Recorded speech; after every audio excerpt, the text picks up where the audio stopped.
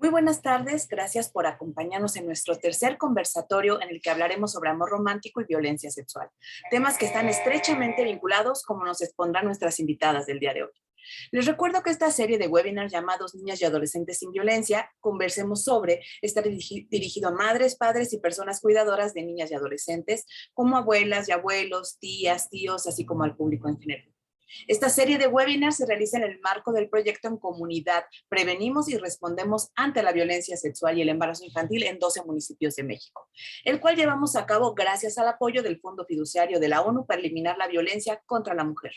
Mi nombre es Ale Ollosa y a nombre de Equidad de Género, Ciudadanía, Trabajo y Familia y de la Red por los Derechos Sexuales y Reproductivos en México de DECER, les doy la más cordial bienvenida a este espacio virtual y les invito a participar con sus preguntas, comentarios y sobre todo con sus experiencias. Y bueno, como parte de nuestro protocolo de seguridad, les pedimos que en caso de sismos, que esperemos que no ocurra, mantengan la calma, sigan el protocolo que tengan en casa o las indicaciones del equipo de protección civil del espacio en el que están.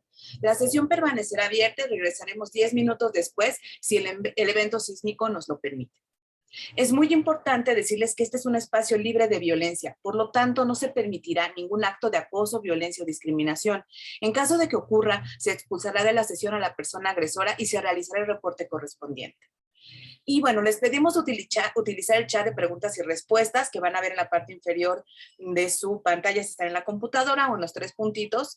Si están en celular, son como dos globitos de diálogo donde van a poder ver que dice preguntas y respuestas. Les pedimos que ahí nos dejen sus dudas, sus comentarios y también sus experiencias. También van a encontrar otro chat. Entonces, bueno, les pedimos que como sea nos compartan sus dudas, sus preguntas, sus comentarios y sobre todo esas experiencias que tenemos como madres, padres o personas cuidadoras de niñas y adolescentes.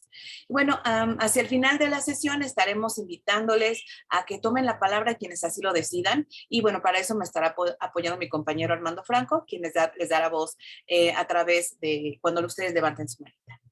Y bueno, antes de iniciar, doy la bienvenida a Sergi Velázquez Fiallo y Jessica Pérez Telles, a quienes les presentaré con un poco más de detalle en un momentito más. Y les voy a hablar un poquito sobre nuestra organización, la organización que está organizando, que está coordinando esta serie de webinars.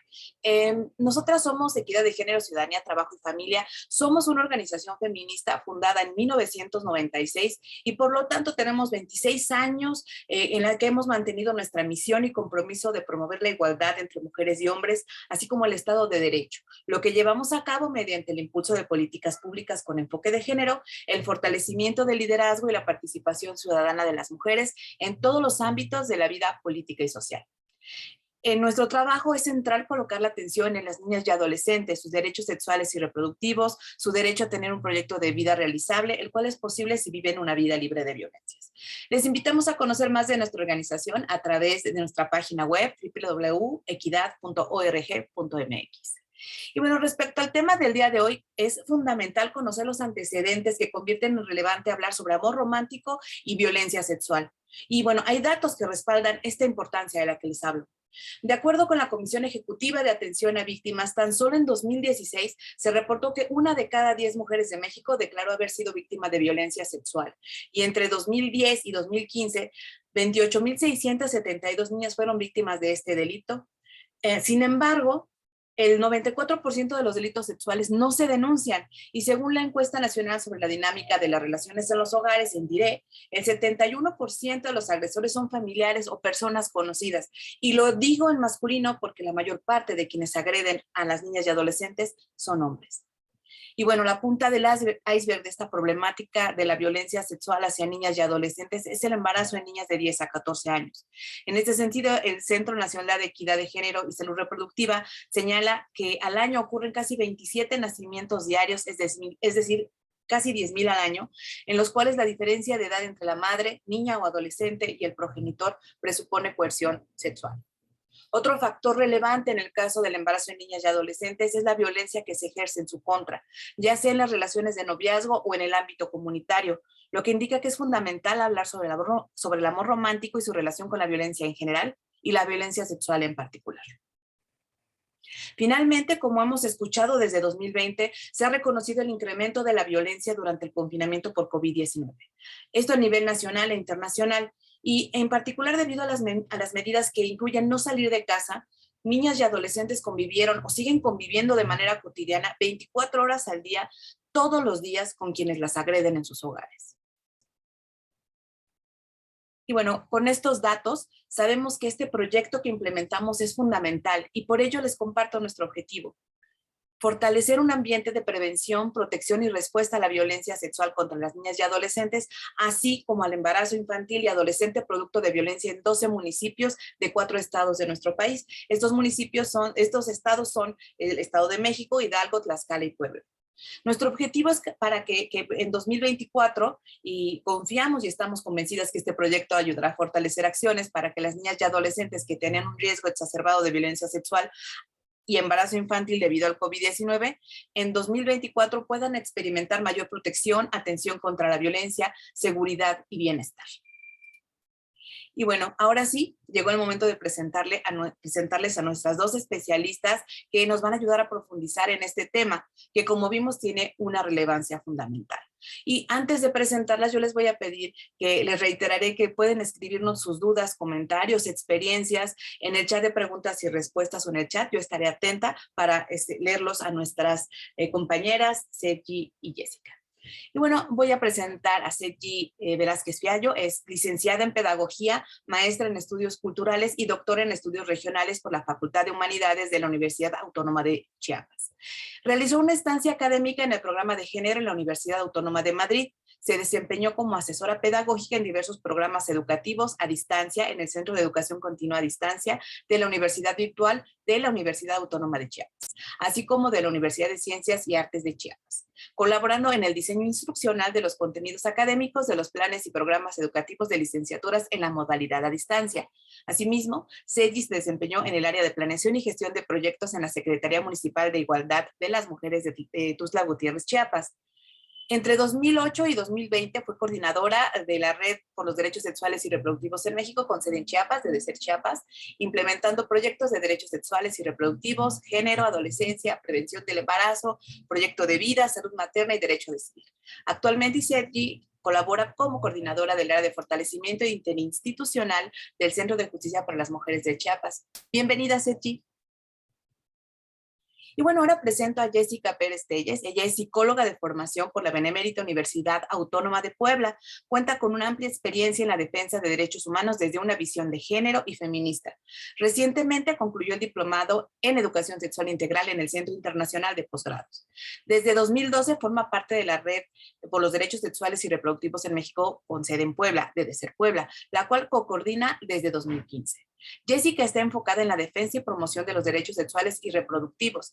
Ha realizado talleres, conferencias, charlas y capacitaciones en temas relacionados con la sexualidad, con temas como género, embarazo adolescente, infecciones de transmisión sexual, métodos anticonceptivos, feminismo, violencia, entre otros temas. Además, Jessica brinda asistencia técnica a diversas instancias del Estado de Puebla y también ha facilitado sesiones de diplomados orientados a la sexualidad humana. Ha participado y gestionado diversas actividades socioculturales independientes y también en colaboración con instancias del gobierno. Bienvenida, querida Jessica. Gracias. Bueno, queridas Sergi y Jessica, les pido que ambas abran su cámara y bueno, reitero nuestro agradecimiento por acompañarnos el día de hoy y les comento que en este formato tenemos 4 preguntas para ustedes. Para cada respuesta tienen aproximadamente 4 minutos. Yo estaré atenta a indicarles cuando el tiempo vaya a concluir. Si les parece bien, voy a levantar la manita virtual como apoyo para todas, para que sepamos que les queda, ¿qué les parece? Medio minuto para que tengan un poquito de colchón. Y les recuerdo a nuestra audiencia, de nuevo, que su participación es fundamental, por lo que podrán colocar sus preguntas en el chat de preguntas y respuestas. Insisto, estaré atenta a mencionar sus preguntas para que Sergi y Jessica nos den la respuesta. Además, al concluir las preguntas, insisto, al final vamos a dar voz a quienes quieran comentarnos alguna experiencia que creo que es muy enriquecedora para nosotras, conocer estas experiencias de madres, padres y personas cuidadoras de niñas y adolescentes. Y bueno, pues vamos a comenzar con nuestra primera pregunta. Y yo estoy segura que esta pregunta nos la hacemos muchas, o sea, esta pregunta tiene 2 partes, pero yo creo que cada una nos la hacemos todas las personas en algún momento. ¿Qué es el amor romántico y cómo contribuye a la violencia? Y Jess, te doy la palabra. Muchas gracias. Me gusta mucho esto de estar invitando a las personas a que participen, que no sea una charla, sino justo más bien un conversatorio con todas y con todos, ¿no? Porque además son temas de los que todas y todos sabemos, temas cotidianos, temas que están ahí en el día a día, entonces, pues ojalá sí sea así. Y bueno, el amor romántico suena súper bonito, suena así como, ay, sí, qué lindo, ¿no? Lo que todo mundo busca. Sin embargo, es un engaño, amigas. Así no es. Sin embargo, le pusieron ese nombre justo, ¿no? Porque es un modelo de amor que nos han enseñado socialmente, que nos han explicado y nos han dicho cómo debe ser el amor, ¿no? Y algunas de estas ideas que rodean a esta construcción del amor tiene que ver con hay un solo amor de tu vida, ¿no? Tienes una media naranja, el amor todo lo soporta, el amor no tiene edad, como todos estos mensajes que van implícitos cuando hablamos de amor, pero que a su vez no solo normalizan ciertas cosas de violencia, o sea, no solamente las dejan pasar por alto, sino que las romantizan. ¿Vale? O sea, no solamente es un no le hagas caso, sino darle caso desde una mirada romántica. Por eso es el amor romántico, ¿no? Y esto es súper grave porque, por ejemplo, en esto que les decía de un solo amor de tu vida, pues si tú estás enamorada o enamorado y entonces algo está mal ahí, tú vas a mantener esa relación porque te han hecho creer que solo tienes un solo amor de tu vida, ¿no? Y entonces esa relación tiene que funcionar sí o sí. Y así con cada una de las frases y enseñanzas que nos va dando este modelo de amor. Esto de tu media naranja, pues al final sí te hace creer que eres un ser incompleto, ¿no? Que necesita justo a otra persona para ser una persona completa, ¿no? Entregada, etcétera. No ser esa persona solitaria. El amor todo lo soporta, etcétera.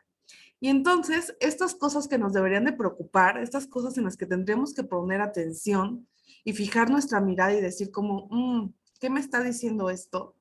No solamente te decía, las dejan pasar por alto, nos enseñan a pasarlas por alto, sino que nos enseñan a verla como muestras de amor, muestras de cariño y muestras de afecto. Y esto a mí me parece muy grave, porque además creo que ahí hay un aprendizaje como escondido, y es que te enseñan a ignorar tu intuición, ¿no? Y eso es muy peligroso, que te enseñen a apagar tus luces cuando tú las prendiste, que te enseñen a dejar de escuchar esas pequeñas vocecitas y ese sentir que tenemos cuando decimos, tal vez algo no está bien aquí, ¿no? Algo me está haciendo sentir incómoda y que tiene que ver con la supervivencia. Eso sí es natural, ¿no? Eso sí es innato de las personas. Es algo humano, que cuando nos sentimos en una situación de riesgo, corremos, huimos, queremos salir de ahí. Y el amor romántico lo que nos enseña es no solo ignorarla, sino a decir cómo cuando se prenda es que vamos bien. Y qué peligroso puede ser esto si lo vemos desde esta mirada y si lo relacionamos con el tema de la violencia. Por eso es que contribuye a la violencia esta idea del amor romántico, porque no solo te enseñan a ignorarlo, sino te enseñan a ignorar también esta, yo le digo intuición, ¿no? A este sentimiento de querer huir y de decir como, no, no pasa nada, tú tranquila, es así. Y socialmente nos lo dicen, ¿no? Nos lo dicen las canciones, nos lo dicen nuestras amigas, que a la vez pues crecimos en este sistema, nos lo dicen nuestra familia, nos lo dice cada película romántica que sale, ¿no? Y dice, ay, te amo en este y en todos los universos, ay, no, qué maravilloso, ¿no? Wow, hay que esperar un momento, ¿no? No me conoces ni siquiera en todos. Como, ¿qué está pasando ahí? Y además, yo creo que este modelo de amor romántico contribuye a la violencia desde una doble moral, ¿no? Porque por un lado, se juzga a las mujeres que viven violencia. Ay, qué tonta, cómo se dejó, habiendo tantas cosas, ¿no? Etcétera. Pero por el otro, pues fuimos muchas educadas para aguantarla, para ignorarla, para soportarla y para aprender a vivir en ella. Y entonces de repente pareciera que no puedes ir a ningún lado. Y yo creo que de esta manera es que se conectan estos dos temas tan importantes. Muchas gracias, Jessie. Bueno, le doy la palabra a Seti para seguir ahondando en esto del amor romántico, que bueno, como dice Jess, suena también todos los peligros que hay detrás de él, ¿no? Muchas gracias, Ale. Es un gusto compartir siempre con mis compañeras tan queridas de Equidad. Gracias, Jessica, también por compartir nuevamente panel contigo. Aprendo mucho de ustedes y gracias también a todas las personas que pues tienen esta preocupación, ¿no? Como personas cuidadoras que somos. Bueno, en lo particular, cuando me invitan al foro, leo, ¿no? Que es un foro dirigido a madres, padres. Yo no soy madre y padre, no puedo hablar directamente de una realidad que a mí me atraviesa, sin embargo, pues he sido cuidadora, ¿no? De mis sobrinas. En algún momento también, por supuesto, que fui niña, adolescente, tuve algunas dudas que seguramente ahora como adulta puedo responderle a esa niña, ¿no? Que en algún momento me hubiera gustado que una persona adulta me hubiera tutelado de esa manera. Entonces, desde esa posición comparto hoy con ustedes y retomando ya todo lo que comentaba Jessica respecto al amor, ¿no? De pronto, cuando llegamos al feminismo nos asustamos respecto a desmontemos el amor romántico, no rompamos con el amor romántico. Yo recuerdo que me preguntaba, ya no voy a amar nunca más, ¿no? Y debo dejar de amar, ¿no? Y retomo estas palabras de Maribuz Esteban, esta autora feminista que dice, pues no es que dejemos y renunciemos al amor, ¿no? Sino que nos hagamos de los arneses necesarios, de las herramientas necesarias que nos permitan transformar, resignificar esta visión pues heteropatriarcal que tenemos del amor, que justamente las autoras han denominado amor romántico, que como ya decía Jessica, es este modelo, ¿no? Social que nos dicta, ¿no? Las pautas a partir de las cuales debemos amar, ¿no? Debemos relacionarnos sexoafectivamente con otras personas y lamentablemente este modelo está sustentado en estas mismas estructuras pues de desigualdad que afectan mayoritariamente a las niñas, a las adolescentes, a las mujeres, ¿no? Generando estos mitos de los que ya hablaba también Jessica, ¿no? Y que se reproducen a través de un montón de agentes sociales, de nuestros pares, de la iglesia, ¿no? Voy a retomar un montón de cosas que ya dijo Jessica, ¿no? Esta tradición judeocristiana que retomamos casi de manera literal, ¿no? O interpretamos casi de manera literal del amor todo lo vence, todo lo puede, todo lo soporta, ¿no? Incluida la violencia, incluidos los malos tratos. Recordamos seguramente estas frases de nuestras abuelas de, pues es tu cruz, ¿no? Y eso te tocó y es la cruz que Dios te asignó, ¿no? No quiere decir que rompamos tampoco con nuestra creencia y nuestra espiritualidad, sino que resignifiquemos esas maneras de amar y que nos permitan, ¿no? Y relacionarnos de manera más equitativa, más igualitaria con otras personas. Y justamente este modelo ideal del amor romántico se sostiene, ¿no? De todos estos mitos que ya comentaba Jessica que nos hacen tanto daño, ¿no? Hay otra autora feminista que se llama Coral Herrera que tiene pues un arsenal, ¿no? de documentación y de material súper amigable, súper digerible, súper agradable de leer respecto a cómo desmontamos el amor romántico, cómo aprendemos a relacionarnos de otra manera, que yo les invito a consultar. Su blog es de acceso libre, tiene otros apartados que no son libres, pero en general lo es.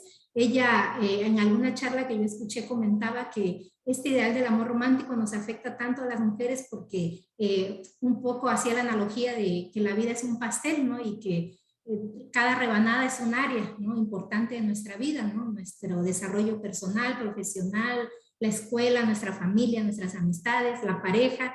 Y en el caso de las mujeres se nos enseña desde pequeñas que nuestros esfuerzos, nuestros ideales, nuestras creencias y demás están orientadas a la búsqueda, ¿no? De la pareja ideal, y cuando creemos encontrar esa pareja ideal, pues se vuelve el pastel completo de nuestra vida, ¿no? Y en el caso de los hombres, pues la enseñanza no es así, ¿no? Para ellos es una rebanada del pastel, ¿no? Que puede ser importante, puede ser la que tiene una cereza, chocolates y crema y la que les gusta más, pero no deja de ser una rebanada. Entonces, las mujeres nos volcamos en este ideal del amor romántico que hace, ¿no? Que se desdibujen todas las otras áreas importantes de nuestra vida, ¿no? Y justamente esa desigualdad en la manera en que aprendemos a amar es la que genera, ¿no? Las situaciones de violencia, la que nos pone en condición de vulnerabilidad, porque perdemos justamente esas herramientas, esas redes de apoyo que nos permiten percatarnos de situaciones de abuso, de situaciones de maltrato. Tendemos a romantizar estas ideas que nos enseñaron desde pequeñas de la posesividad, de la exclusividad, de te quiero solo para mí, no soporto que estés con nadie más. Entonces asumimos que los celos son una muestra, ¿no? de amor de nuestras parejas, cuando no es así. Esta idea también súper grave que aprendimos del amor romántico, de la complementariedad, de la media naranja, de que polos opuestos se atraen, ¿no? Yo no puedo concebir estar con una persona que tiene creencias o pisos ideológicos completamente contrarios a los míos, ¿no? Por supuesto que es falso. Por supuesto que una relación sana tiene que sustentarse entre dos personas, ¿no? Que comparten al menos un ideal político, ideológico, de creencias similares, ¿no? Para que pueda funcionar de manera saludable. Entonces, a eso nos invitan estas autoras, a deconstruir ese ideal para construir en algún momento relaciones pues más equitativas y saludables. Muchas gracias, Ceci, muchas gracias, Jess. Y bueno, yo también me acuerdo de mi época de juventud, ¿no? Más joven todavía, en donde hablábamos, nos hablaban de ese amor único y por el cual tienes no solo que entregarlo todo, sino soportarlo todo, pero además con esta idea de que tienes que conseguirlo, o sea, no importa el precio, tienes que conseguirlo. Y hablando de estos precios, ¿no? Que se supone que tenemos que pagar, sobre todo las mujeres, no diría que los hombres no, pero las mujeres en particular nos dan esta idea, ¿no? De que tienes que pagar un precio por el amor verdadero, el amor real, el amor para toda la vida, el amor perfecto. Pero en esta tratar de conseguirlo, tener esta pareja ideal, perfecta, etcétera, que nos dé todo lo que se supone que es el amor romántico, pues creo que está en riesgo por ahí también lo que nosotras aceptamos y no aceptamos y nuestros límites, ¿no? Y en ese sentido yo les preguntaría, ¿por qué necesitamos hablar, o sea, pensando en el amor romántico y todas estas ideas que hablamos ahorita, ¿por qué se necesitaría hablar de consentimiento sexual con nuestras hijas? ¿Por qué es necesario? Cuéntanos, Eti. Bueno, esta pregunta me parece fundamental, ¿no? Hablar de consentimiento con nuestras hijas, también con nuestros hijos, ¿no?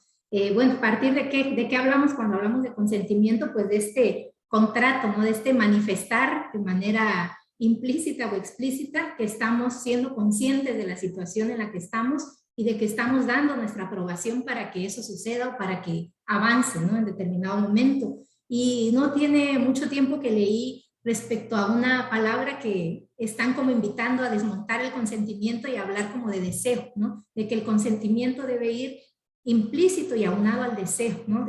Porque justamente el consentimiento está mediado de pronto por estas condiciones de desigualdad en las que las mujeres vivimos, ¿no? Que nos pueden llevar a tomar decisiones o a coaccionar nuestras decisiones pues a partir de esa desigualdad de poder en la que estamos con las otras personas, ¿no? Entonces, partir del deseo implica, ¿no? Que ese consentimiento esté mediado por un deseo, ¿no? Genuino de que queremos involucrarnos en esa relación, en esa práctica, en ese vínculo sexoafectivo o de cualquier otro tipo con la persona. Entonces, es importante hablar con nuestras hijas, con nuestros hijos, con las niñas, niños, adolescentes, con quienes cuidamos, a quienes cuidamos o que están a nuestro alrededor respecto de la importancia, ¿no? de reconocer que son dueños de este espacio, ¿no? De autonomía, el primer espacio para el ejercicio de autonomía que es su cuerpo, ¿no? En el caso de los niños también es sumamente importante porque pues en algún momento no podemos negar que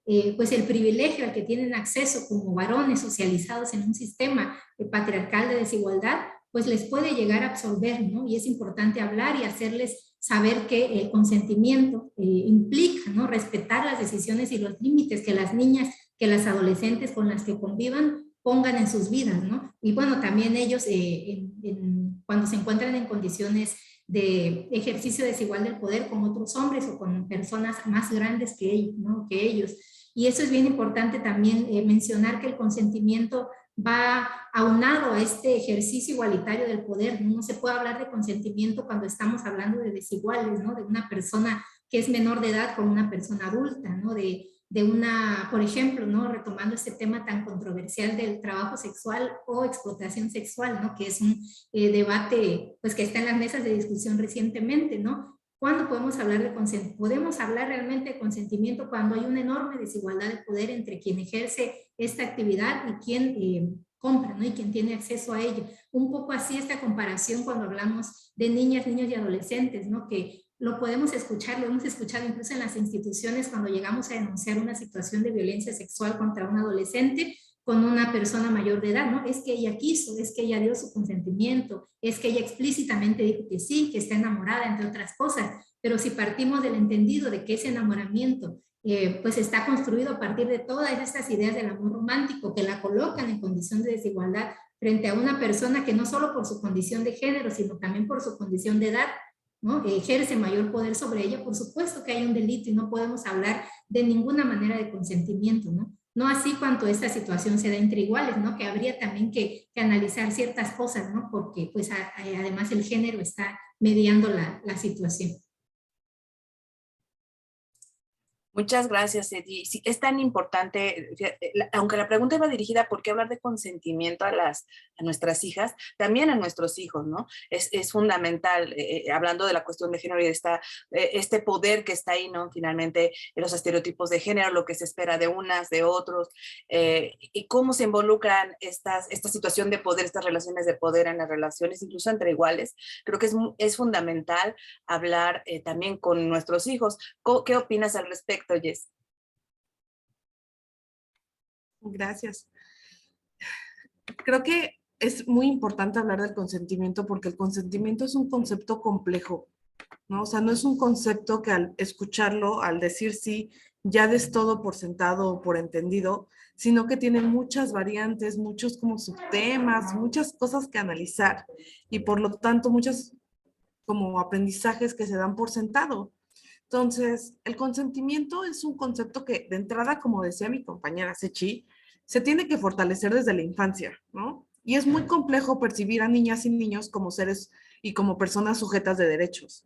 Desde ahí empezamos, ¿no? O sea, desde el decirle, ve a saludar a tu tía y a tu tío, pero es que no quiero, pero es que es tu tío y lo respetas, ¿no? O sea, desde no quiero que me abracen, no quiero que me den un beso y no respetar eso, desde ahí estamos enseñando sobre consentimiento, ¿no? Desde ahí les estamos enseñando quiénes sí pueden traspasar esas barreras, quiénes no, y que su cuerpo no les pertenece al final a personas infantes, que siempre tienen que obedecer a personas adultas.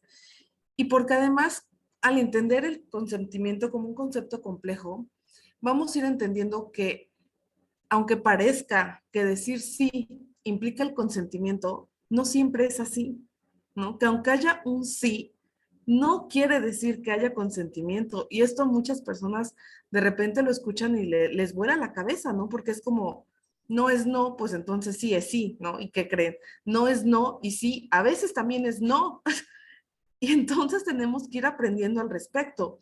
Y para entender esto de que por qué el sí no implica consentimiento, tenemos que entender en sí toda la profundidad de la palabra. ¿Y por qué? Porque las enseñanzas sobre las relaciones han romantizado muchas veces, por ejemplo, la resistencia, ¿no? En las relaciones sexuales, en las relaciones afectivas. Hay canciones, ¿no? Que dicen, dime que no, para que me tengas ahí todo el día, ¿no? Como, o ella se hace la difícil, o yo no entiendo por qué está así, se hace la piqui, ¿no? O sea, le encanta tenerme ahí. Y esto romantiza como esta resistencia. ¿Y por qué está? ¿Por qué pasa eso a su vez? ¿No? Siempre decimos, ¿y por qué? ¿Y por qué?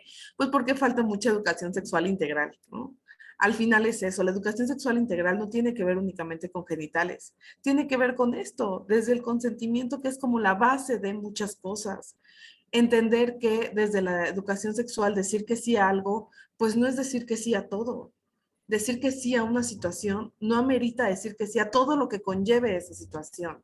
Decir que el consentimiento pues se puede retirar, a lo mejor te dije que sí, a lo mejor ya estamos ahí, pero se puede retirar, ¿no? O sea, otra vez el consentimiento no da por sentado nada, pero tenemos frases y tenemos como aprendizajes sociales que nos van reforzando ciertas cosas. Por ejemplo, algo que yo todavía escucho mucho es esto del hombre llega hasta donde la mujer quiere, ¿no? Como, y de verdad lo escuchamos y lo escuchamos en los conversatorios y lo escuchamos en los talleres y vemos las notas. Por ejemplo, a mí me gusta mucho leer de repente estas notas de diarios como populares y leer los comentarios al respecto y decir como justo esa es la visión social, ¿no? Que se sigue teniendo, que si ella hubiera puesto más resistencia, que en realidad tal vez sí le gustó, que en realidad sí quería, ¿no?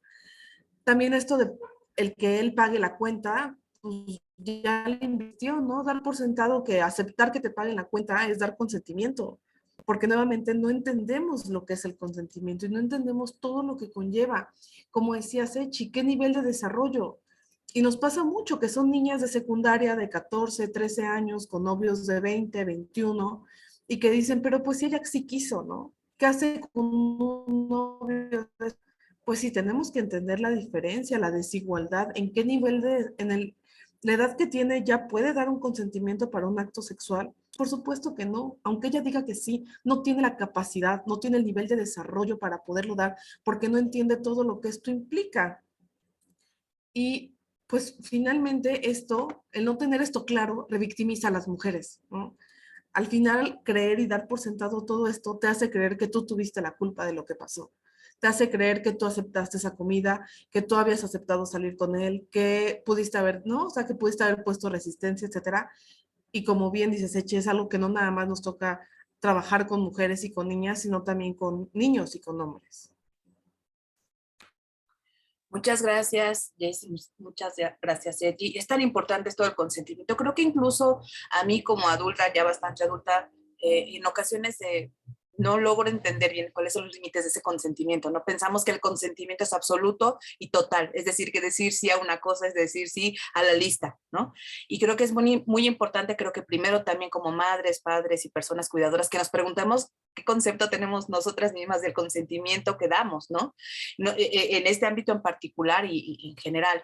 Y bueno, ahorita estaba escuchando toda, cómo se va entretejiendo este tramado, ¿no? Que viene los estereotipos de género, el amor romántico, las expectativas que se crean alrededor de que es casi una obligación ser amada y ser amada de cierta manera, ¿no? Si no eres amada de esa manera y si no amas de esa manera como absoluta, total, y si no aceptas todo lo que conlleva el amor, parece que es un mal amor, ¿no? Son malos amores, cuando en realidad los malos amores quizás están más vinculados o más bien están vinculados con esta idea de amor romántico.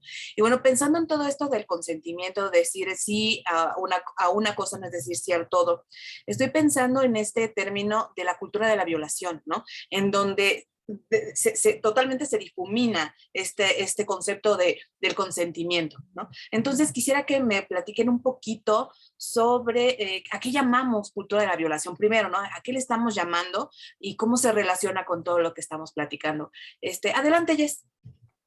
Gracias. Pues este término, a mí me parece, y según lo que he leído, es generado y creado y utilizado sobre todo por mujeres feministas, ¿no? A veces le tenemos ahí un tema al feminismo y decimos como, ay, no, son las que rayan, ay, no, ¿no? Pero al final también construimos cosas, ¿no? Y generamos cosas. Y parte de esto es justo poner la luz en eso que no se veía, en algo que ya habíamos dicho como así es, y esto es el tema de la cultura de la violación, ¿no? Podemos entenderlo como a grandes rasgos y de una manera muy social, pues. No sé si escucharon alguna vez esta canción de "Y la culpa no era mía, ni dónde estaba, ni cómo vestía", ¿no? Que tiene que poner la voz en decir, eso fue una violación, ¿no? Y no tengo que justificarme y no tengo la culpa de ello. Y que está ligado a lo de arriba, que decían como, ¿dónde estabas? ¿Qué hacías esa hora? ¿Por qué estabas vestida así? Como si esto diera por sentado y por justificado atravesar una violencia sexual. Y eso es la cultura de la violación, ¿no? Esta violencia sexual que está normalizada y además minimizada. O sea, damos por sentado que así es y además que no es tan importante. Y podemos verlo también en el acoso sexual, ¿no? Siempre dicen como, es que 8 de cada 10 mujeres viven violencia. Y yo en las charlas siempre les digo, ¿seguras? ¿No será que 10 de cada 10? Porque yo no conozco una mujer que no haya vivido acoso sexual, ¿no? Que hemos dicho como, ah, bueno, eso sí, ¿no? Ah, bueno, pero no me han tocado. Pero yo he visto acoso sexual a niñas, ¿no? O sea, está tan normalizado, tan minimizado y hemos aprendido tanto a vivir con esto y a buscar en Facebook tasters y navajas y ¿por qué, no? O sea, ¿por qué tendría? Porque esto es normal en nuestra cultura. Eso es la cultura de la violación, el culpar a tu víctima de decir como pues ve cómo estaba y de verdad que lo sigues escuchando. Si no quisieras provocarlo, no te vistas así, ¿no? Tú estás provocando esa violación. Eso es cultura de la violación. Y está muy ligado al concepto de masculinidad. Siempre pensamos, sí es cierto, la violencia de género nos afecta diferente como hombres y como mujeres por estos constructos sociales, ¿no? Que giran alrededor de lo que creemos que es un hombre y de lo que creemos que es una mujer. Pues también tiene que ver con lo que se enseña como ser hombre, ¿no? Y es como, estaba inconsciente y no estuviste ahí, ay, no manches, pareces vieja, ¿no? No eres, o que no eres hombre, o que no eres macho, ¿no? Esto de lo que se espera de los hombres es que agredan sexualmente a las mujeres y se les enseña a hacerlo, ¿no? Es lo normal, es lo esperado, desde niños que vayan y le falten al respeto a un edecán, que digan de cosas, es como, no pasa nada, ¿no?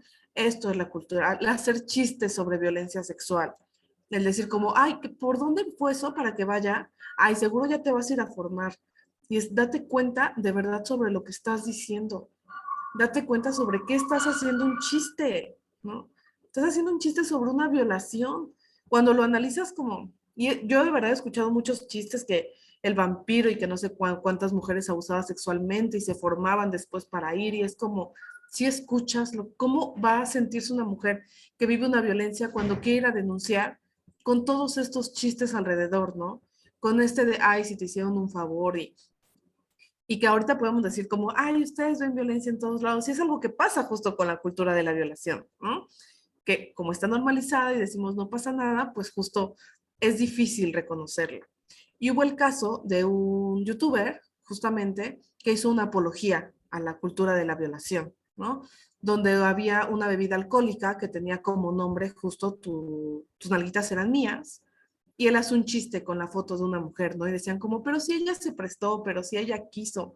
Y es veamos más allá, veamos un poco más profundo, ¿no? ¿Qué estoy queriendo insinuar? Que te voy a alcoholizar a tal punto de abusar sexualmente de ti, ¿no?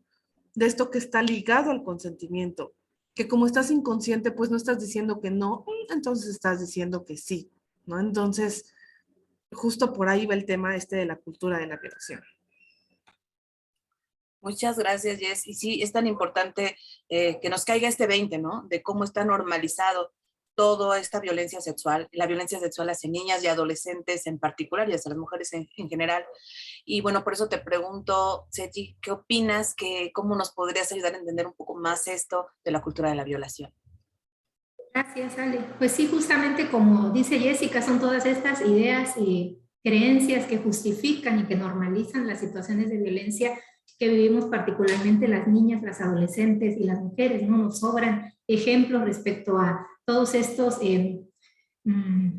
argumentos, ¿no? Que vertimos desde los que aparentemente son los más críticos a las que evidentemente son muy burdos, ¿no? Que podemos percibir sin mayor análisis, pero hay otros que están como construidos de manera más sofisticada que de pronto nos hacen dudar, ¿no?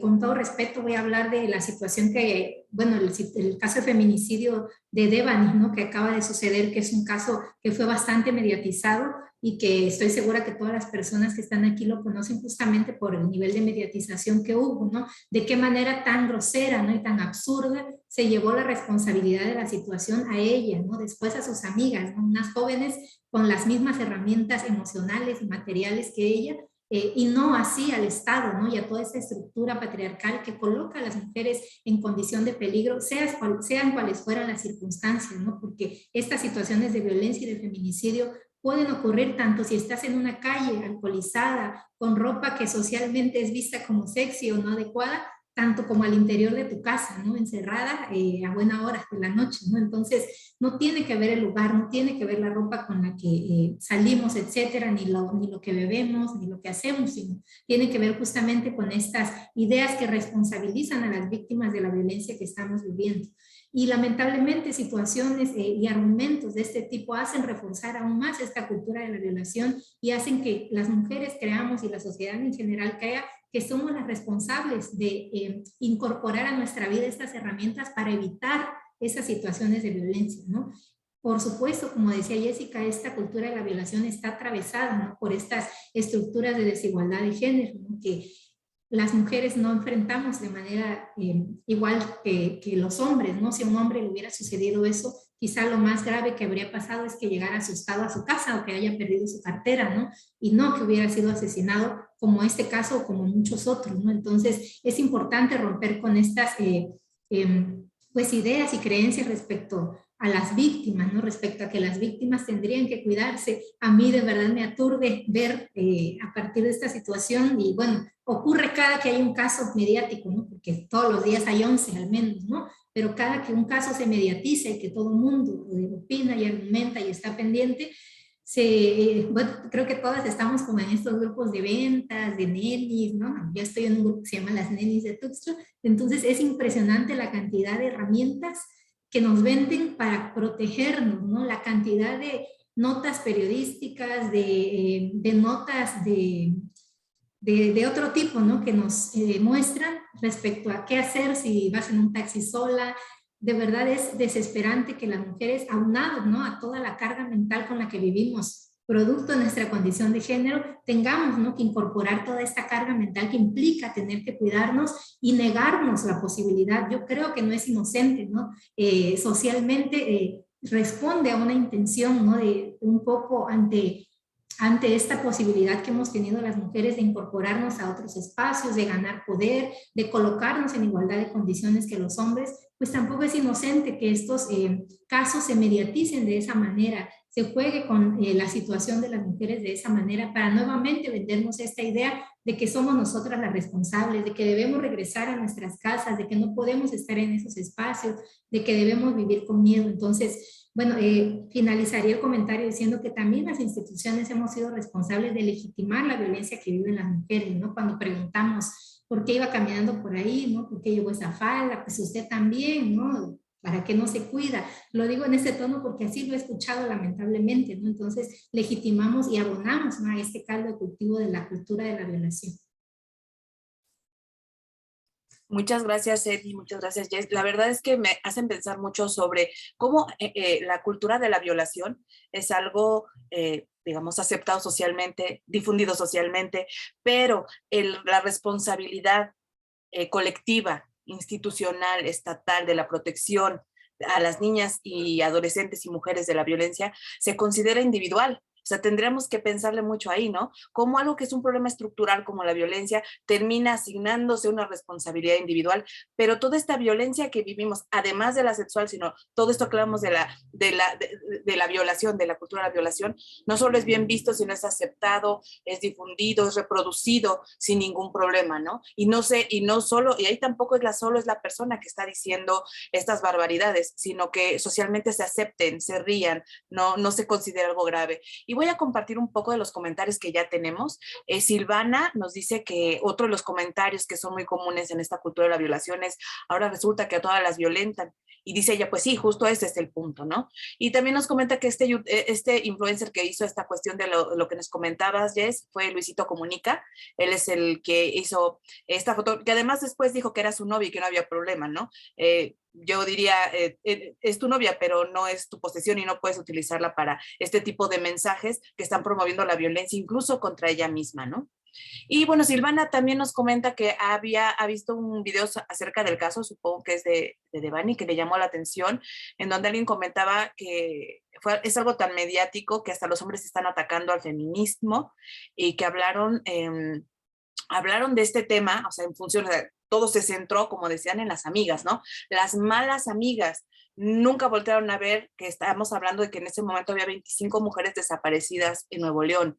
Ese era el gran problema. El problema no eran las amigas como Devani eran parte de estas posibles mujeres que podrían ser violentadas, desaparecidas o asesinadas en esta ciudad, en este estado, ¿no? Y bueno, otra vez nos dice Silvana, otra vez este punto de vista patriarcal, en donde las culpables somos las mujeres, no es el feminicida, no es la cultura de la violación, no es una sociedad, un estado que está siendo tolerante con estas violencias que llegan incluso pues a la máxima violencia que vimos las mujeres, que es el feminicidio.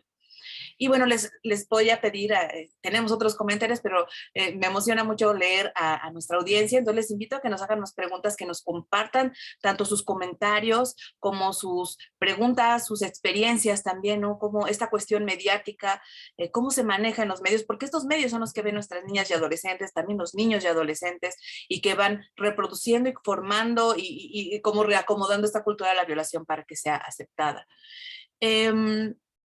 Nos dice Marta Patricia Hurtado, nos dice que a ella le hace ruido esta cuestión del enamoramiento que hablamos previamente, ¿no? Concretamente, ella nos comenta en psicópatas o estas personas que son sumamente destructivas y tienen redes para lograr lo que quieren sí o sí, ¿no? Y eso me hace recordar este concepto o esta palabra del grooming, ¿no? Que está muy actual y que, bueno, aunque es actual, si miramos hacia atrás vamos a ver que así de actual no tiene gran cosa, ¿verdad?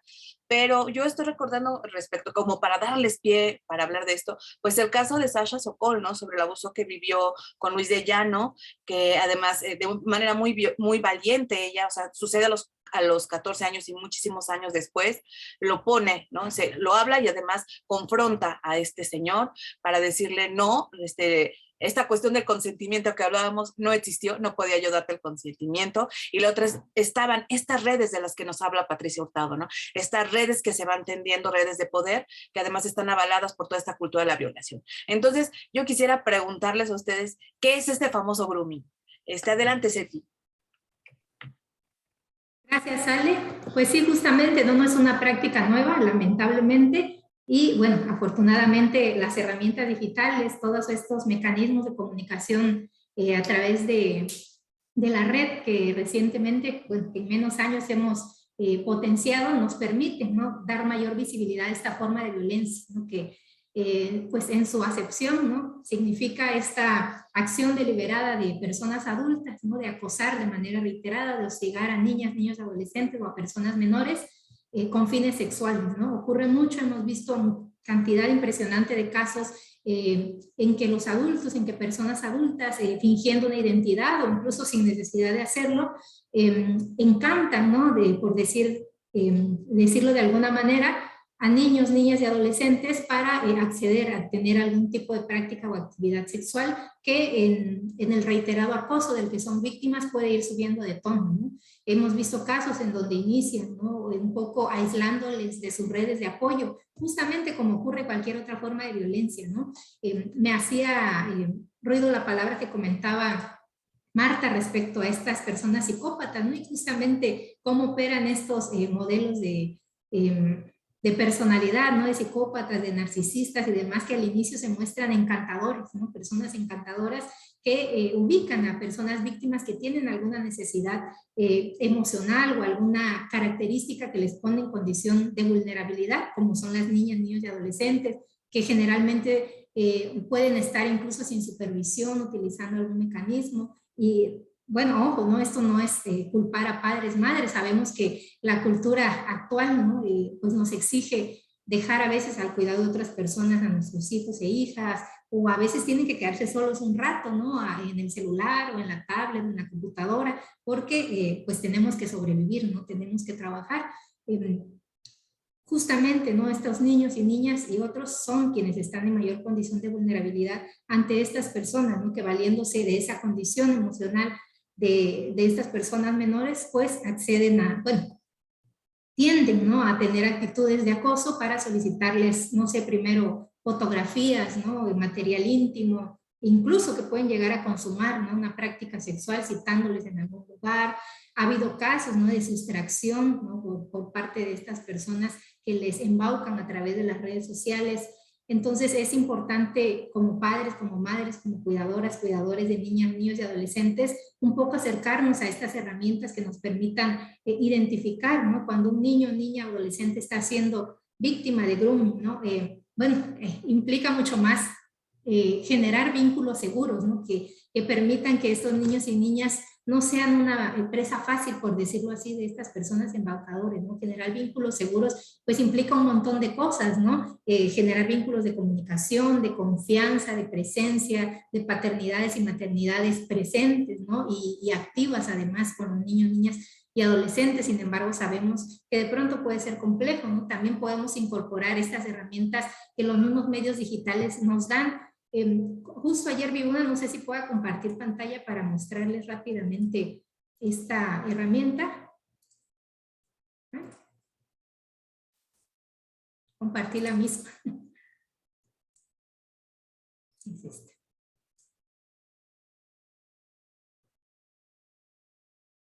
Es esta. Es un rally para mamás. Justo hoy es el último día, creo, de registro. A mí me pareció bien importante compartirlo hoy. Yo lo vi en la mañana y dije, lo voy a compartir con las personas que van a estar en el foro, porque es además promovido por Sandra Muñoz, que es una compañera feminista sumamente brillante que ha participado en un montón de construcción de contenido y de herramientas para la protección de las niñas, niños, adolescentes y mujeres en el ámbito digital. Ella ha sido partícipe de esta legislación que conocemos comúnmente como Ley Olimpia, ¿no?, entre muchas otras herramientas. Entonces tiene perspectiva de género, tiene visión feminista. Entonces para quienes gusten inscribirse, les dejo ahí y les voy a poner la liga en en el chat por si tienen necesidad de aprender un poco más sobre eso, porque creo que estamos ante una pues coyuntura que nos exige, ¿no? Como personas adultas, formarnos en esto, ¿no? Nuestros niños, niñas, bueno, las niñas, niños y adolescentes están creciendo ante esta cultura, ¿no? Están aprendiendo y están formándose en esta era digital, entonces no podemos permanecer ajenos para, pues para protegerles, ¿no? De todas las amenazas que pueden encontrar. Muchas gracias, Ceci. Y bueno, me gustaría escucharte, Jessy, en este tema tan importante, ¿no? Porque sabemos que esta cuestión de la diferencia de edad tiene sus implicaciones importantes relacionadas con el amor romántico y relacionadas con la violencia. Entonces, pues te escuchamos, Jess. Muchas gracias. Sí, justo como menciona ya Sechi, voy a tratar de no ser muy repetitiva justo con esto de que es una práctica de ciberacoso, que sabemos que ya se había hecho antes, ¿no? Inclusive yo platicaba en algún momento con mi esposo y decía, es que esto del ramito de violetas, ¿no? De te mandaba flores sin tarjeta, ¿no? Como esto de, pues al final no sabías quién era, ¿no? Quién se hacía pasar por otra persona. Como siempre se han utilizado diferentes estrategias para esto y actualmente pues las redes sociales y los medios digitales han servido para cruzar esto. Entonces, cuando justo una persona se hace pasar por otra, y me gustaría enfocarme, como decía Sechi, a qué podemos hacer, ¿no? Para contrarrestar, para estar pendientes y etcétera. Y la verdad es que si bien yo le apuesto mucho a la educación sexual integral y le apuesto mucho a la deconstrucción, también le apuesto mucho a la crianza amorosa y respetuosa. Justo en este marco, ¿no? Del Día de las Madres que viene ya mañana. Y esta crianza justamente nos va a permitir muchas cosas.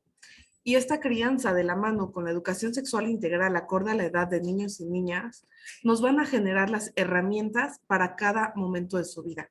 Siempre les decimos, ¿no? La educación sexual integral no es darles una teoría, ¿no? No es aprenderse las tablas. Es generar herramientas y habilidades que puedan utilizar en diferentes situaciones. Y esto pasa justo con el grooming, ¿no? La educación sexual integral les va a permitir reconocer estas alarmas y la crianza amorosa y respetuosa les va a permitir acercarse a pedir ayuda, ¿no? Sabiendo que son amadas y amados, porque justamente estas personas se aprovechan de la vulnerabilidad de niñas y niños, ¿no? Sí es cierto que son fantasiosos, sí es cierto, pero también es cierto que justo eso lo utilizan como una debilidad para acercarse. Y entonces saber esto, permitirnos tener estos conocimientos, nos permite acompañar su desarrollo y sobre todo crear canales de comunicación efectiva. Siempre les digo en los talleres, ¿no? Mamás y papás, así como alguien que te diga que no hay comunicación, huye de ahí, ¿no? O sea, eso es imposible.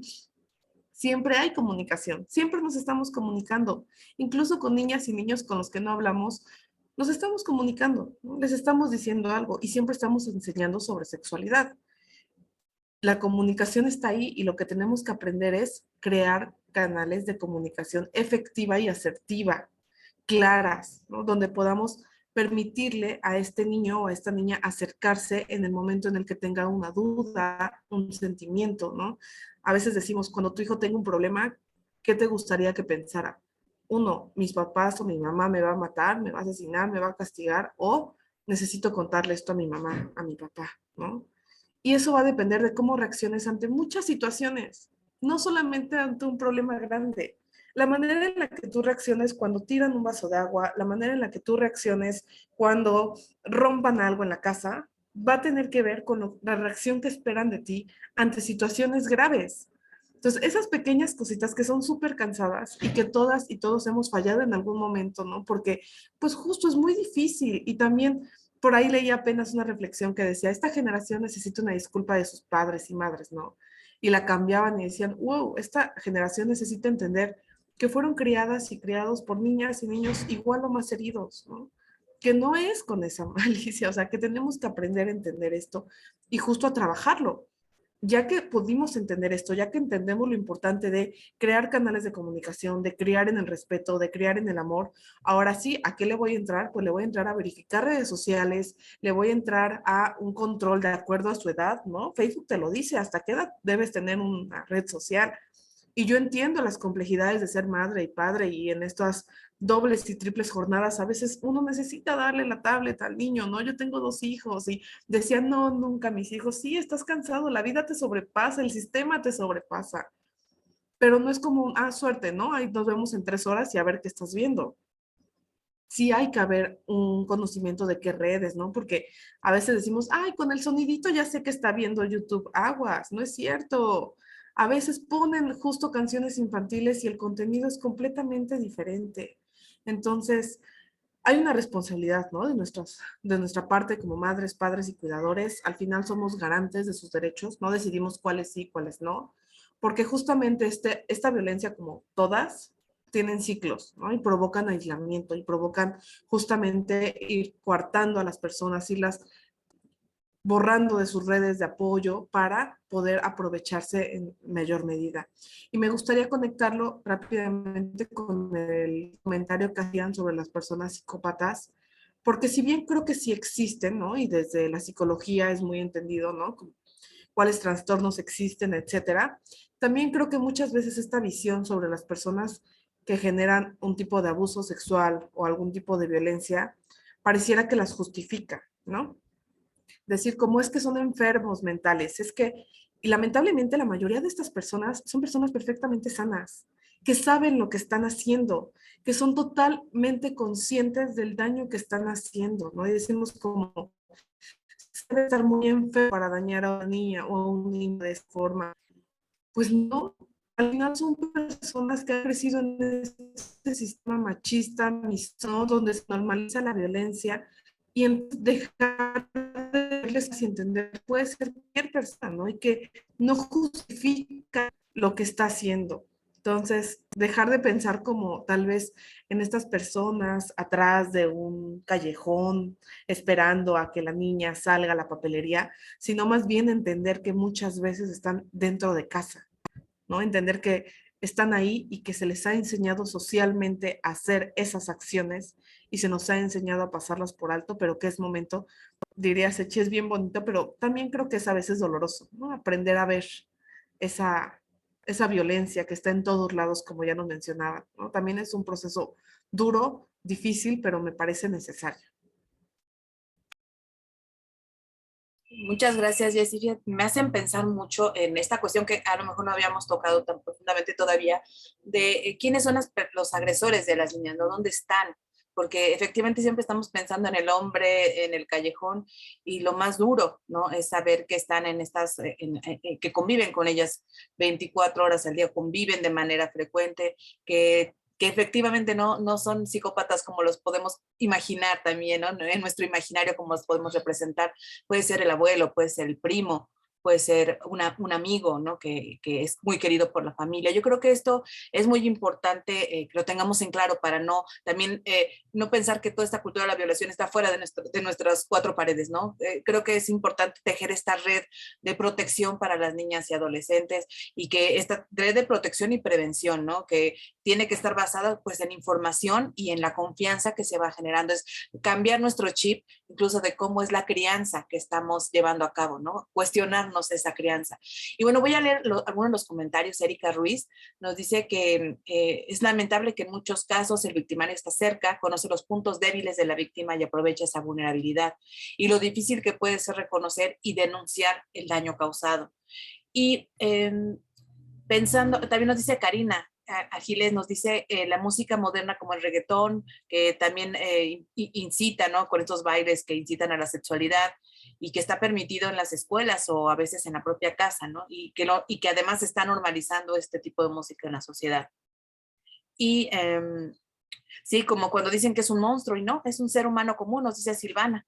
Eso da más miedo, ¿no? Conoce a una niña, ella, que su papá le pasaba su número a sus amigos del trabajo, es decir, estaba ahí cometiendo este abuso con su hija y además poniéndola las garras de quién sabe quién, ¿no? De los amigos del trabajo. Y bueno, un poquito yo aquí porque me gusta complicarnos la existencia y lo voy a hacer.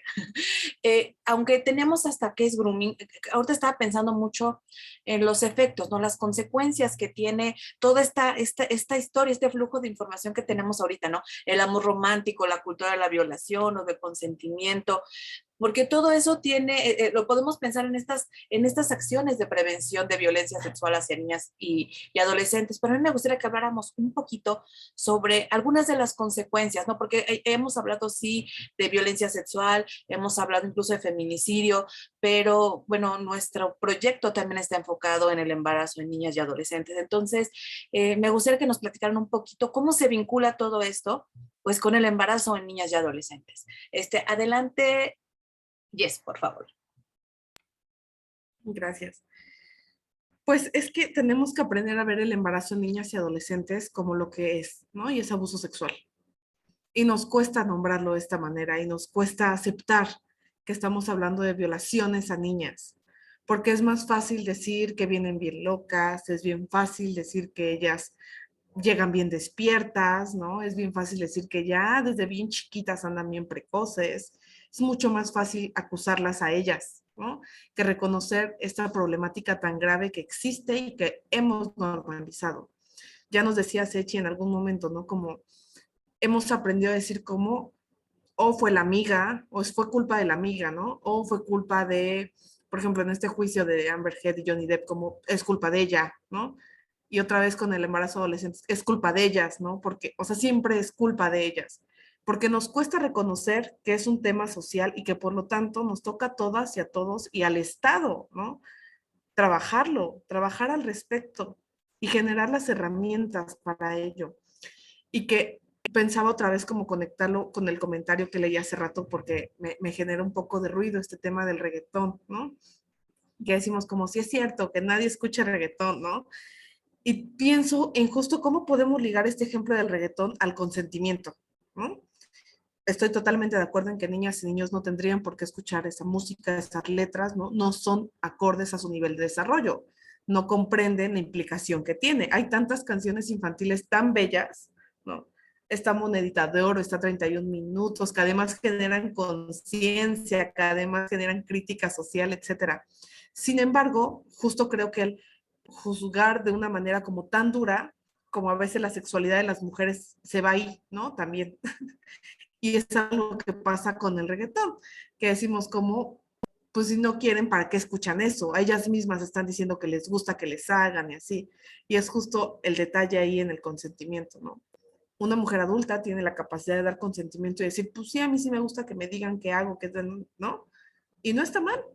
Lo que está mal en este caso sería ponérselo a una niña, ponerla a bailar desde chiquitita y decir cómo, pero qué tal vemos los videos de, ahora sí, ¿no? De niñas bailando reggaetón, donde traen trajes, etcétera, donde hay una pérdida de la infancia y al final hay un embarazo adolescente producto de toda esta cultura y educación que tuvo y la juzgamos al final, ¿no? Esto que decía yo de la doble moral.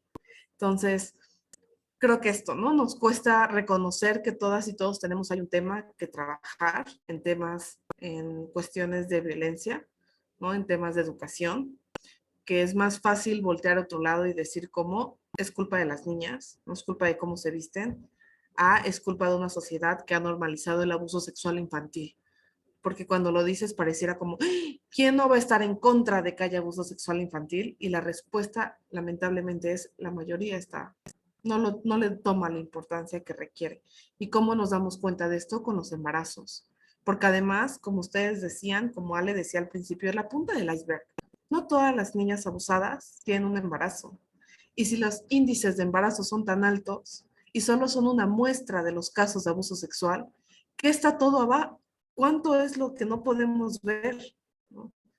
De cuántos abusos las niñas adolescentes quedan embarazadas y de cuántos no. ¿Y dónde están? ¿Qué está haciendo al respecto? Muchas gracias, Jess. Sí, es la punta del iceberg de todo lo que abajo, de lo que no podemos ver que hay abajo, ¿no? Y que no podemos y ni queremos como sociedad. Y bueno, quisiera escuchar tus palabras, Eti. Gracias.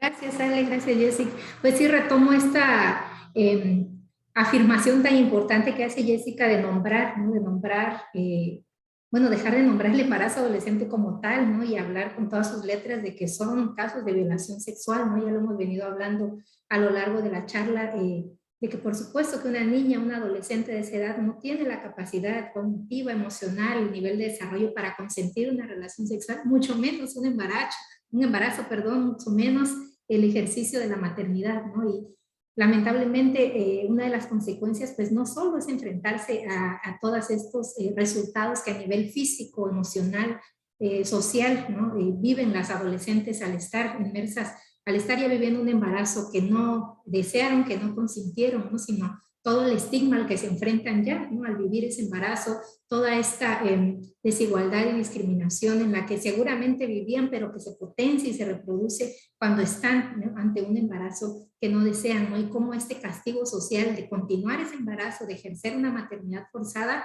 pues se dirige también hacia ellas, ¿no? ¿Por qué? Porque vivieron, porque decidieron, entre comillas, consentir una relación sexual para la cual no estaban preparadas, ¿no? Entonces, nuevamente, delegamos la responsabilidad de esa situación a ellas, ¿no? A ellos y no a las personas adultas, ¿no? Nuestra misma legislación, que aunque es limitada en muchos sentidos, establece que somos responsables, corresponsables de la seguridad, de velar por el bienestar de las niñas, los niños y adolescentes, ¿no? En nuestro país, en general en el mundo. No solo quienes laboramos o quienes colaboramos en instituciones públicas, en general toda la sociedad somos responsables, tenemos una responsabilidad legal incluso, ¿no? En velar por el bienestar de las niñas, niños y adolescentes. Entonces no podemos permanecer ciegos ante esta situación, ¿no?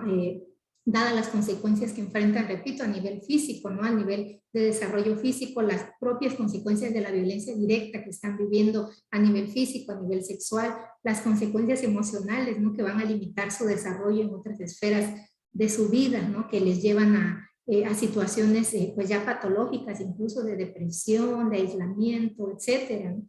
Y también esta salud social que se ve afectada, ¿no? Si miramos pues esta acepción de salud en todas sus dimensiones, son niñas, niños, adolescentes que van a ser, bueno, sobre todo niñas y adolescentes aisladas, señaladas, culpabilizadas, estigmatizadas, excluidas, ¿no? De sus círculos más cercanos y que van a ver esta limitación de oportunidades que es al mismo tiempo causa y efecto, ¿no? De estas situaciones de violencia, ¿no? Quienes se encuentran en mayor condición de desigualdad, pues son quienes están en mayor condición también de vulnerabilidad, ¿no? Y al mismo tiempo, al ser víctimas de estas situaciones, pues se reproduce, ¿no? Se reproduce la violencia que pueden, que están viviendo, ¿no? Entonces, como decía Jessica, por eso es tan importante, pues, mirar, ¿no? Como una perspectiva crítica todos estos contenidos, todas estas consumos culturales que, valga la redundancia, consumimos y consumen los niños, las niñas y los adolescentes todos los días, ¿no? No se trata por sí misma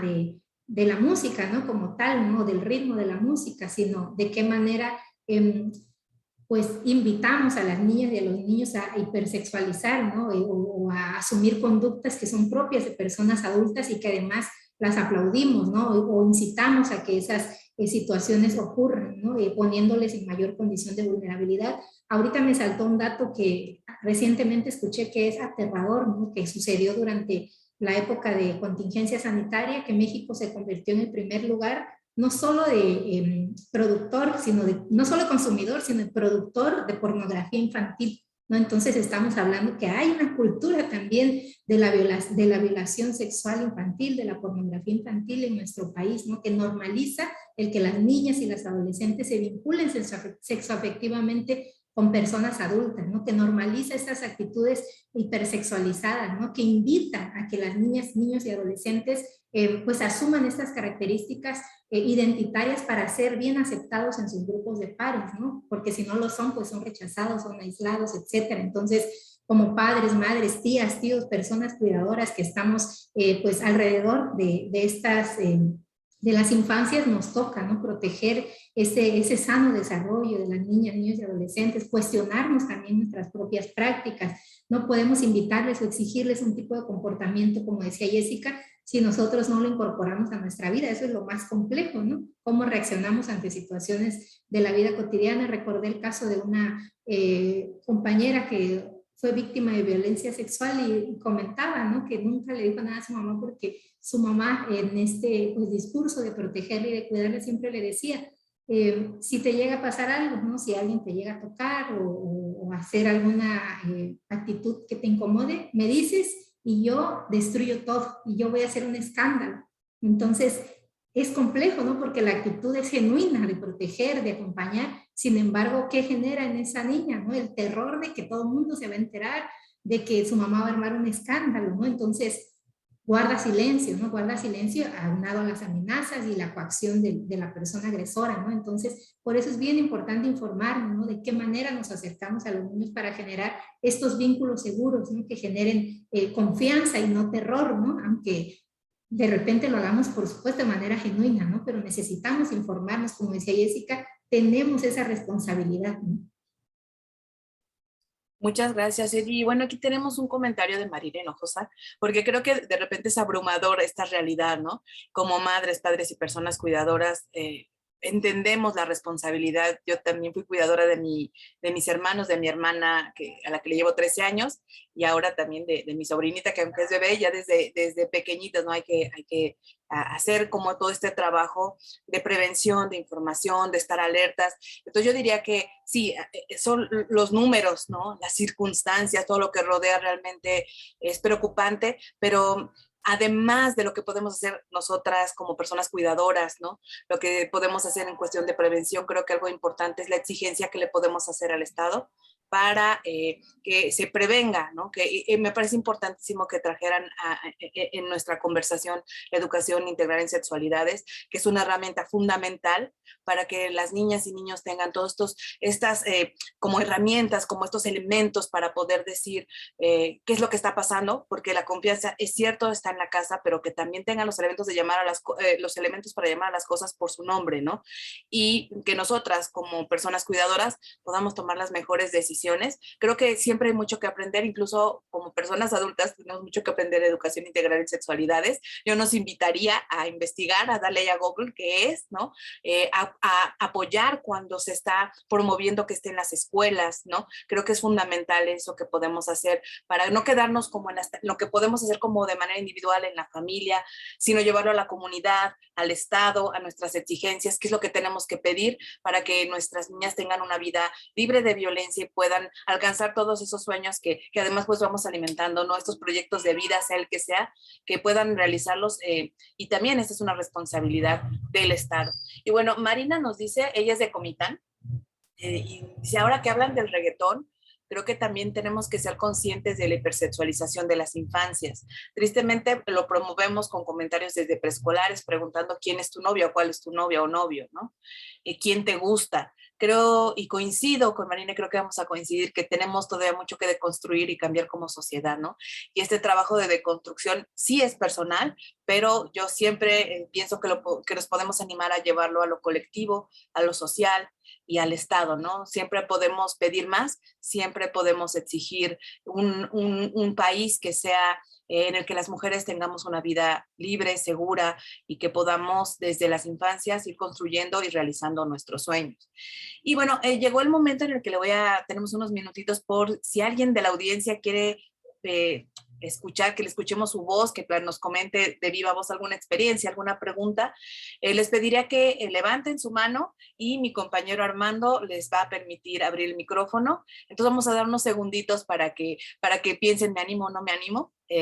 Para escucharles, sería muy interesante escucharles, ¿no? Y escuchar también estas dudas, que para mí es muy importante que cuando nos vayamos de algún evento o algún espacio, creo que más que llevarnos respuestas, creo que lo más enriquecedor es llevarnos preguntas, ¿no? Llevarnos curiosidad por investigar más y que estos temores que pueden ser que nos den, esta sociedad está terrible, que lo convirtamos en dudas y en acciones. Entonces, bueno, le pregunto a la audiencia si alguien quiere levantar su mano, quiere participar con nosotras, cuéntenos. Solo tienen que levantar su mano y ya, Armando nos ayudará. Y bueno, mientras tanto quiero agradecer pues a todas las personas que se han mantenido con nosotras también cuestionándose. Yo estoy segura que por la cabeza de todas las personas pasan ejemplos, casos que hemos vivido de cerca o que hemos vivido en carne propia. Marta, Patricia Hurtado, levanta la mano. Querido Armando, si nos ayudas a darle voz, por favor. Bueno, Adelante. ¿sí me escuchan? Sí, te escuchamos. Bueno, primero muchas gracias por la invaluable información que nos comparte.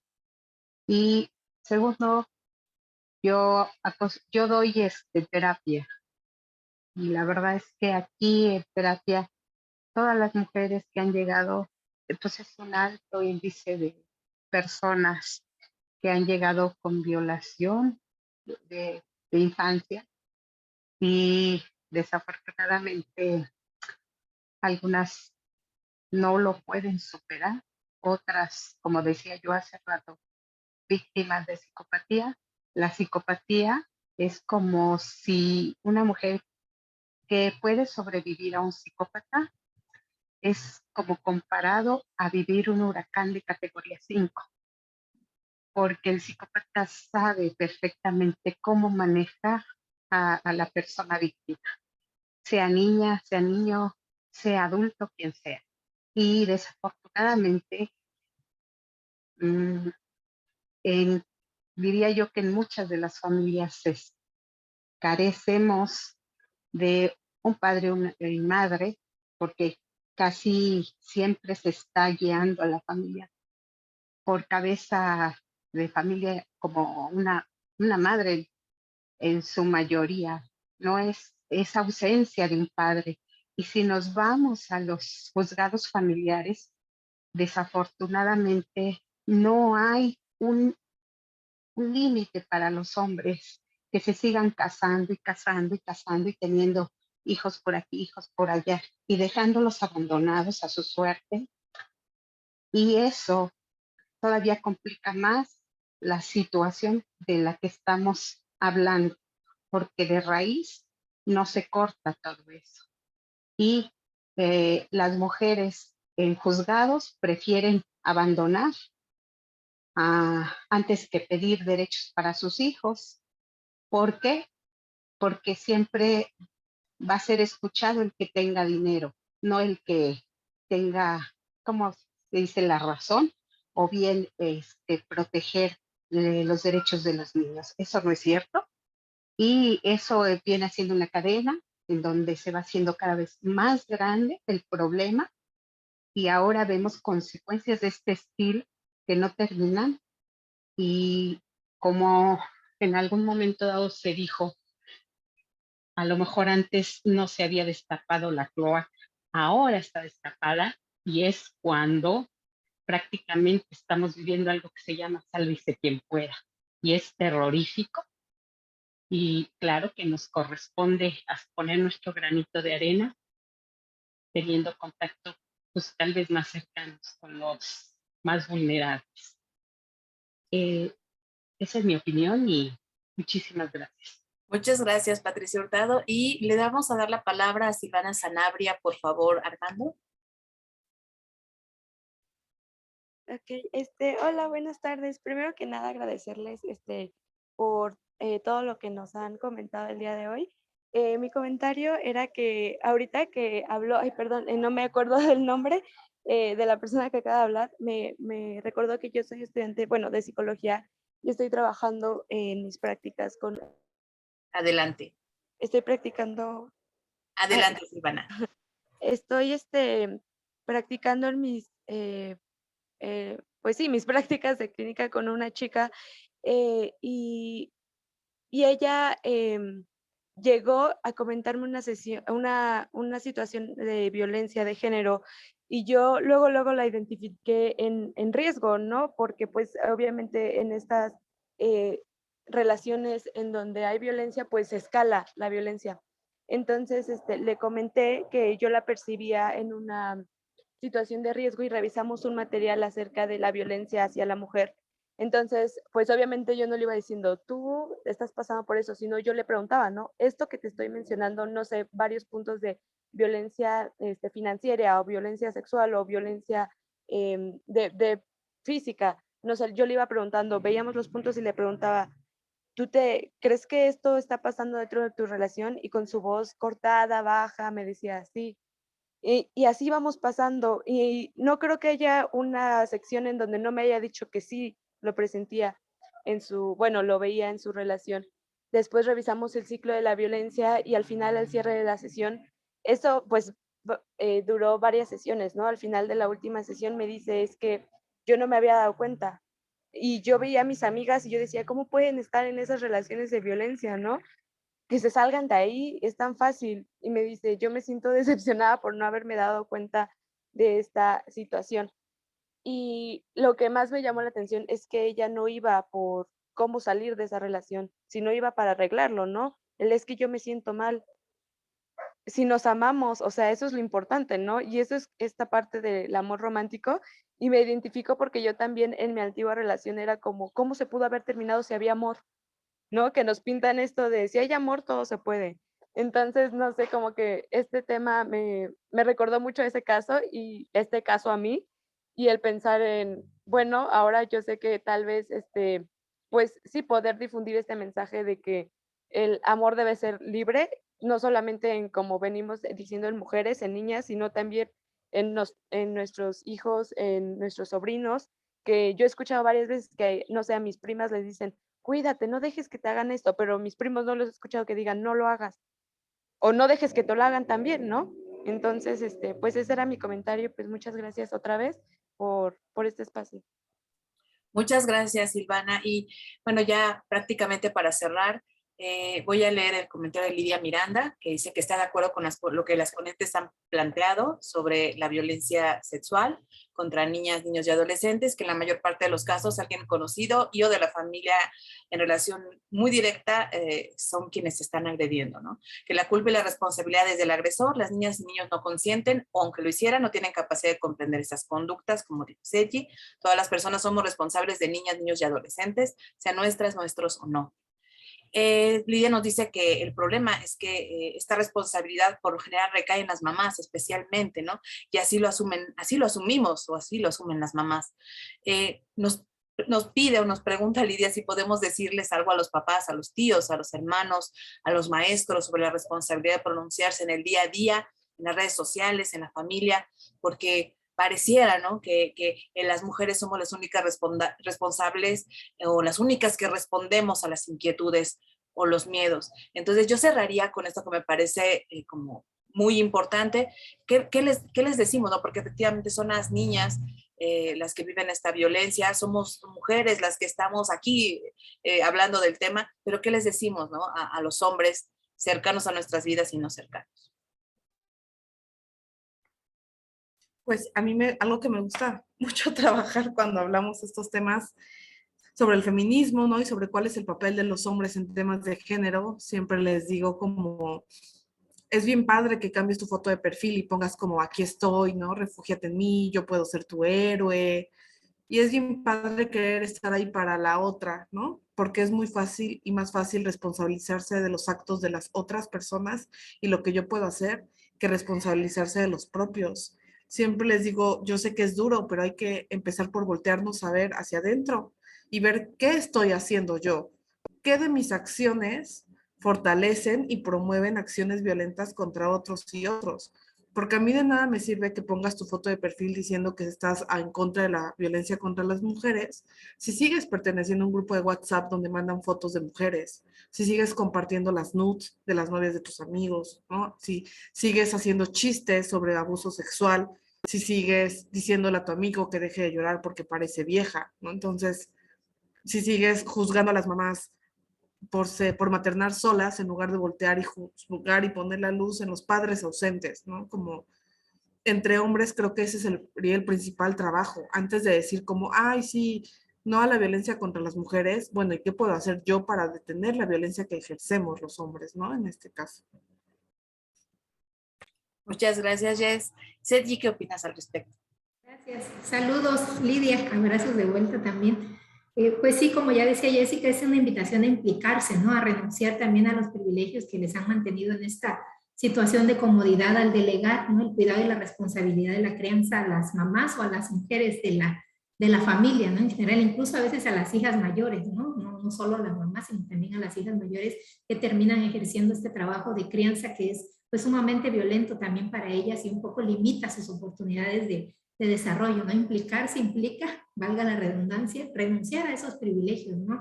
Comprometernos a ser paternidades o personas cuidadoras presentes y activas en la crianza de los niños y de las niñas. Y por otro lado, también retomando esta reflexión que hacía Jessica, que también vi hace unos días en Facebook, respecto a que no es que queramos una disculpa de nuestros padres, ¿no? Sino comprender, bueno, de pronto a veces podemos requerirla, ¿no? Pero también reconocer, ¿no? Que fueron niños criados con mayores violencias, ¿no? Y que tienen heridas, pues no sanadas, a veces más profundas que las que tenemos nosotros. Reconocer esas heridas que todas y todos creo que tenemos de la infancia, ¿no? De rechazo, de abandono, de humillación, entre otras, e implicarnos, ¿no? En la sanación de esas heridas, ¿no? En tanto no reconozcamos que somos niñas, niños que viven en nosotros con heridas de esa crianza que no fue lo más saludable del mundo, pues buscar ayuda, ¿no? Para sanarnos, involucrarnos en estos grupos, ¿no? Ir a terapia o leer, ¿no? Bueno, podemos tener acceso a muchas herramientas. Quizá no todas las personas podamos tener acceso pues a una terapia, ¿no? Porque sabemos que implica un pago, que implica costos, pero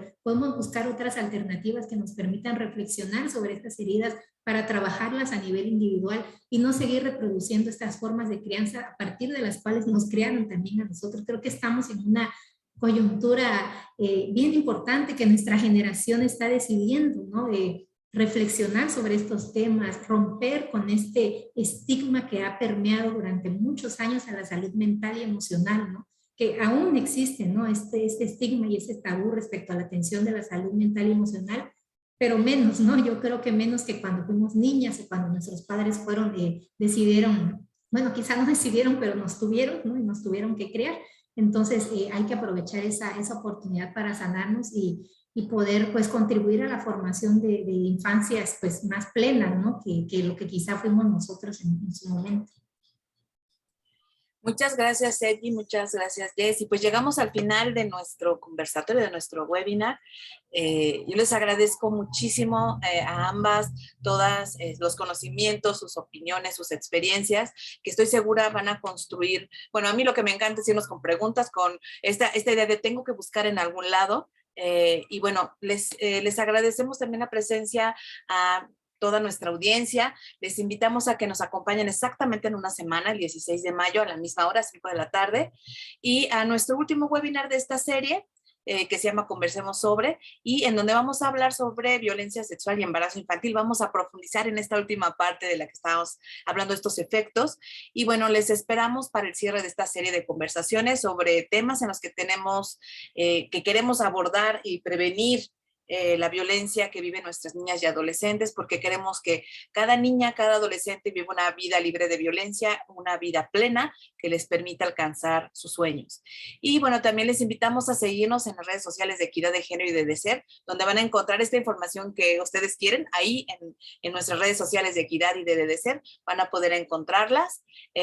Ahorita les voy a decir cuáles son nuestras redes. Y bueno, también les invitamos a ver esta serie, está en nuestro canal de YouTube, de Equidad de Género, Ciudadanía, Trabajo y Familia, están los temas anteriores, ahí están. Esto lo pensamos como una serie de reflexión, una serie que nos permita reflexionar a madres, padres y personas cuidadoras sobre este tema tan importante que es la violencia sexual hacia niñas y adolescentes, sus implicaciones, y bueno, qué podemos hacer, que también es muy importante, ¿no? Que estas experiencias se conviertan pues en reflexiones que a su vez se transformen en herramientas para poder sobrellevar y para poder hacer esta prevención que nos interesa tanto.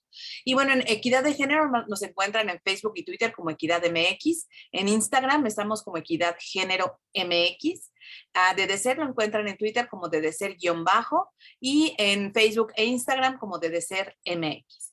Y bueno, yo agradezco a Jessy, a Sedgi, agradezco todo este acompañamiento y apoyo que tenemos siempre en la parte técnica Armando Franco y la coordinación de Lurel Cedeño. Yo soy Ale Ollosa y me despido a nombre de Equidad de Género, Ciudadanía, Trabajo y Familia y de DECER. Que tengan muy buena tarde y con esto concluimos nuestro conversatorio de hoy.